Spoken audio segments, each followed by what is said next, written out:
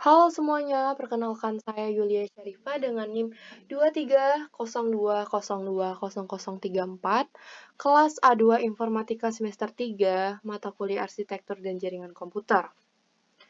Baiklah, di video ini saya akan membahas proyek tentang menghitung jumlah instruksi CPU dan desain hierarki memori. Baiklah, saya akan menjelaskan dengan sederhana, tapi sebelum itu saya akan memberikan informasi sedikit tentang laptop yang saya gunakan.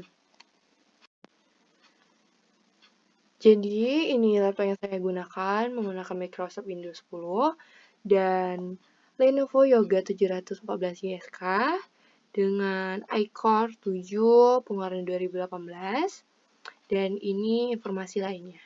Bisa dilihat. Yuk kita mulai dengan mengerjakan nomor 1, menghitung CPU-nya. Kita lanjut ke menu Text Manager ya. Di bagian 1, kita akan langsung ke Performance. Nah, ini dia.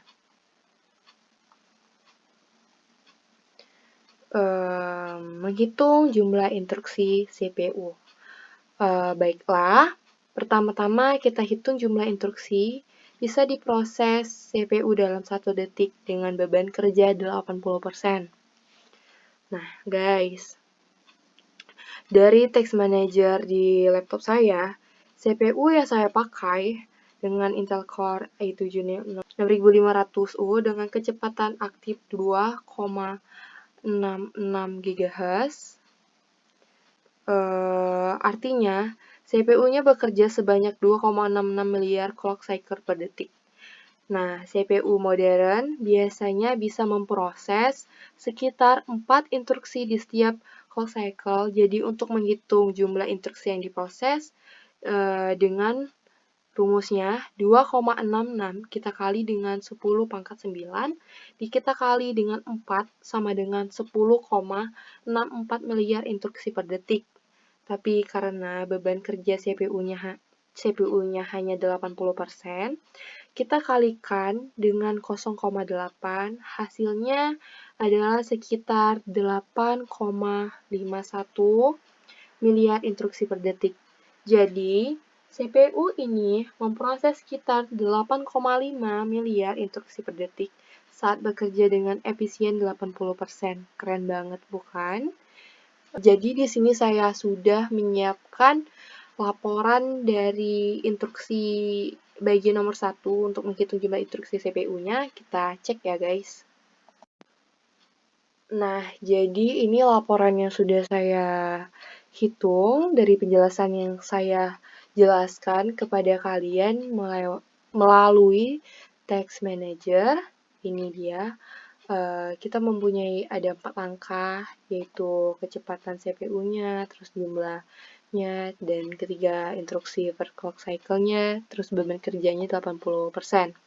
Kita kalikan dengan hasilnya 8,51. 2 instruksi, ya. Yuk. Dari laporan ini, kita lanjut ke bagian 2, yaitu desain hierarki memori system. Ini dia. Jadi ini adalah diagram hierarki memori system. Jadi di bagian 2, saya akan jelasin tentang hierarki memori di dalam sistem laptop saya. Jadi di hierarki itu kita ada 4 level. Yang pertama ada register, yang kedua change, yang ketiga kita ada RAM, dan yang keempat kita ada storage. Nah, jadi saya akan jelasin di register change RAM SSD itu memiliki fungsi apa aja ya. Baiklah, di register tuh paling kecil, paling cepat dan paling kecil. Nah, ini tuh berupa memori di dalam CPU yang super cepat. Datanya tuh sedang dihitung oleh CPU, disimpan di sini sementara. Dan yang kedua, kita ada change. Change itu memiliki 3 level. Yang pertama ada L1, L2, L3. Di L1 tuh penyimpanan paling kecil cuma 128 KB, tapi super cepat. Dan yang kedua, di level 2, L2, 512 KB, sedikit lebih lambat dari L1. Dan yang ketiga yaitu L3, change-nya ada 4 MB, lebih besar, tetapi lebih lambat. Nah, change ini tuh menyimpan data yang sering digunakan CPU, jadi aksesnya lebih cepat daripada RAM. Dan yang ketiga, kita ada RAM. RAM di laptop saya kapasitasnya 7,9 GB. RAM ini dipakai untuk membuat penyimpanan data aplikasi yang sedang berjalan. Saat saya buka aplikasi atau kerja multitasking, datanya ada di RAM. Dan yang terakhir ada SD, penyimpanan data permanen, yaitu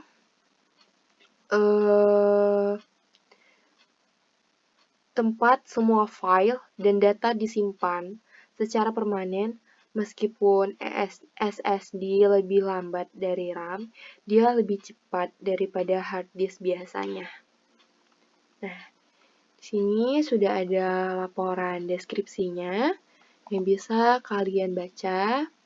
Register letaknya ada di dalam CPU, fungsinya itu untuk menyimpan data yang sudah saya jelaskan tadi.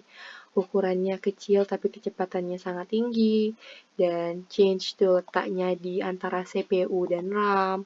Fungsinya menyimpan data, dan ada 3 level. Level pertama 12 GB, 128 GB, level kedua 512 GB, dan level ketiga ada 4 MB.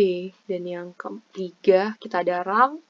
RAM tuh di luar CPU, dan sudah saya jelaskan fungsi dan ukurannya. Dan di laptop saya RAM-nya 7,9 GB, dan sekarang 61% yang sudah digunakan.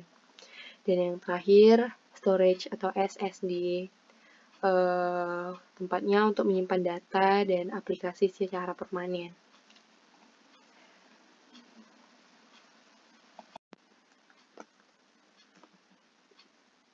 Jadi itulah penjelasan tentang cara menghitung jumlah instruksi CPU dan hierarki memori sistem di laptop saya. Semoga video ini bermanfaat dan mudah dimengerti. Jika ada kesalahan dalam pengucapan dan penjelasan, saya mohon maaf. Dan saya akhiri, terima kasih. Wassalamualaikum warahmatullahi wabarakatuh. See you next video selanjutnya. Bye.